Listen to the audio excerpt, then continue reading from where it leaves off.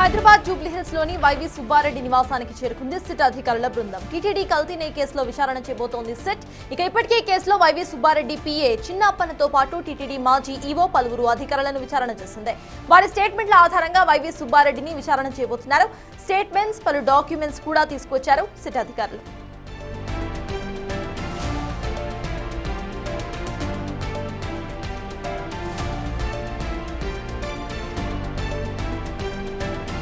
తిరుపతి కల్తీ విచారణకు సంబంధించి వైవి సుబ్బారెడ్డి నివాసానికి చేరుకుంది సిట్ అధికారుల బృందం. దీనికి సంబంధించిన పూర్తి అప్డేట్స్ మా ప్రతినిధి సాగర్ అందిస్తారు. సాగర్, చెప్పండి, ప్రెసెంట్ అక్కడ అప్డేట్స్ ఏంటి? విచారణకు ఇటు సిట్ అధికారులు డాక్యుమెంట్స్ ను సైతం తీసుకొచ్చినట్టుగా అర్థమవుతోంది. ఆ డాక్యుమెంట్స్ లో ఏముండొచ్చు, అక్కడ సిచ్యువేషన్ ఏంటి?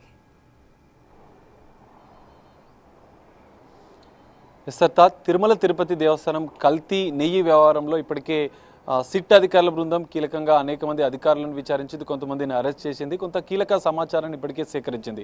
ప్రధానంగా వైవి సుబ్బారెడ్డి టీటీడీ మాజీ చైర్మన్గా ఉన్నారు. ఆయన పిఏని 2 సార్లు విచారించింది. ఇప్పటికే అతన్ని అరెస్ట్ చేసి రిమాండ్ పంపించిన నేపథ్యం కూడా కనిపిస్తుంది.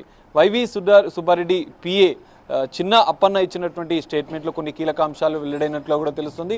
ఎందుకంటే గతంలో నెయ్యి సరఫరా చేసినటువంటి సంస్థల నుంచి పెద్ద ఎత్తున ముడుపులు స్వీకరించారు. ఆయన లక్షల్లో రూపాయల జీతం ఉన్నప్పటికీ కూడా ఆయన అకౌంట్లో పెద్ద ఎత్తున నగదు 4 కోట్లకు పైగా నగదు గుర్తించారు. వివిధ డైరీ సంస్థల నుంచి 2 విడతలుగా 50 లక్షల రూపాయలు ఆర్థిక లావాదేవీలు జరిపినట్లు కూడా సిట్ అధికారుల బృందం గుర్తించింది. దానికి సంబంధించినటువంటి అంశాలపైన కూడా అతన్ని విచారించారు. ఇందులో కీలక అంశాలు వెల్లడించారు. అందుకు ఆయన స్టేట్మెంట్ ఆధారంగా వైవి సుబ్బారెడ్డిని సిట్ అధికారులు విచారిస్తున్నట్లు కూడా తెలుస్తుంది.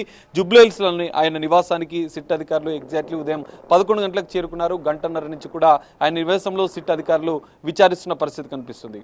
వైవి సుబ్బారెడ్డి పిఏగా ఉన్నటువంటి చిన్నప్పన్న ఇచ్చినటువంటి స్టేట్మెంట్ ఆధారంగా గతంలో ఈవోతో పాటుగా టీటీడీకి సంబంధించినటువంటి కొన్ని కీలక అధికారులను కూడా సిట్ ఇప్పటికే విచారించింది, కొన్ని ఆధారాలను కూడా సేకరించింది.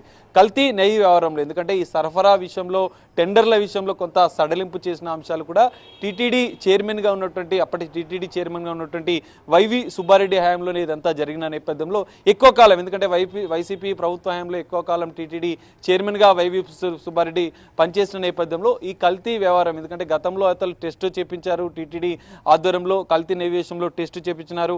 బోలే బాబా డైరీతో పాటుగా శ్రీ వైష్ణవి డైరీ, ప్రీమియర్ అగ్ని ఫుడ్స్, ఈ 3 సంస్థల నుంచి కూడా నెయ్యి సరఫరా జరిగినట్లు కూడా గుర్తించారు. అయితే బోలేబాబా డైరీ నుంచి చిన్నప్పన్న కొంత వారి యొక్క ప్రతినిధుల నుంచి కూడా కొంత మంతనాలు జరిపినట్లు కూడా సిట్ కొంత సమాచారం సేకరించింది. అనంతరం దాన్ని తప్పించి, బోలేబాబా డైరీని తప్పించి premier agri foods private limited నుంచి కూడా వీరు అంటే టెండర్లను సడలింపు చేసి మరి వాళ్ళకు అవకాశం ఇచ్చినట్లు కూడా కొంత అనుమానాలు, అభియోగాలు వ్యక్తమవుతున్న నేపథ్యంలో మరి ఇవన్నీ కూడా ఈ మొత్తం వ్యవహారం అంతా కూడా టీటీడీ అప్పటి చైర్మన్గా ఉన్నటువంటి వైవి సుబ్బారెడ్డికి తెలిసే జరిగిందా అన్న అంశాలపైన కూడా ఈరోజు ప్రశ్నలు సంధించే అవకాశం ఉంది.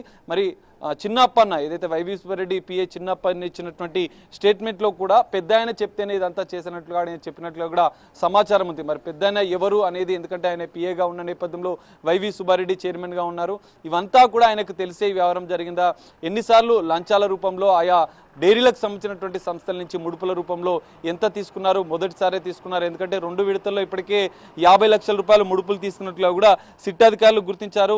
చిన్నప్పన్న అకౌంట్లో 4 కోట్లకు పైగా కూడా నిధులు గుర్తించిన నేపథ్యంలో ఆయా చిన్నప్పన్న బ్యాంకు స్టేట్మెంట్ల ఆధారంగా వైవి సుబ్బారెడ్డికి సంబంధించినటువంటి బ్యాంక్ స్టేట్మెంట్లను కూడా పరిశీలించినట్లు కూడా తెలుస్తుంది.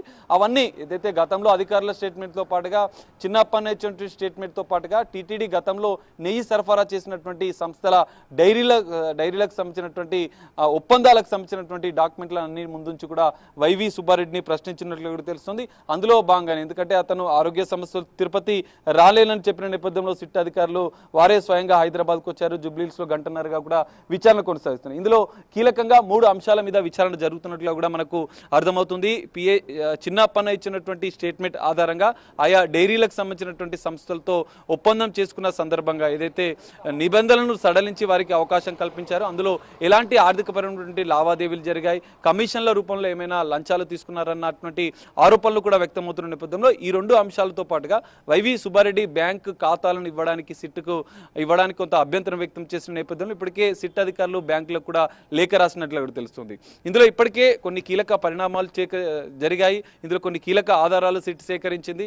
ఇప్పటికే దీనికి సంబంధించినటువంటి అన్ని వైపుల విచారణ జరిగింది. కానీ ఇక్కడ కీలకంగా వైసీపీ కీలక నేత అయినటువంటి మాజీ టీటీడీ చైర్మన్గా ఉన్నటువంటి వైవి సుబ్బారెడ్డిని మొదటిసారి సిట్ విచారిస్తుంది. ఇందులో కీలక పరిణామాలు, కీలక అంశాలు వెల్లడే అవకాశం ఉంది.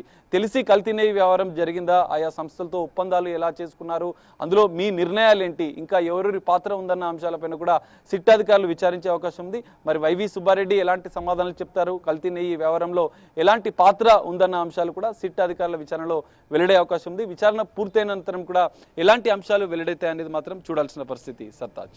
Thank you Sagar. మొత్తానికి హైదరాబాద్ జూబ్లీ హిల్స్ లోని వైవి సుబ్బారెడ్డి నివాసానికి చేరుకుంది సిట్ అధికారుల బృందం. టీటీడీ కల్తీ నెయ్యి కేసులో విచారణ కొనసాగుతోంది. స్టేట్మెంట్ తో పాటు కొన్ని డాక్యుమెంట్స్ ను సైతం తీసుకెళ్లి విచారణ చేస్తున్నట్టుగా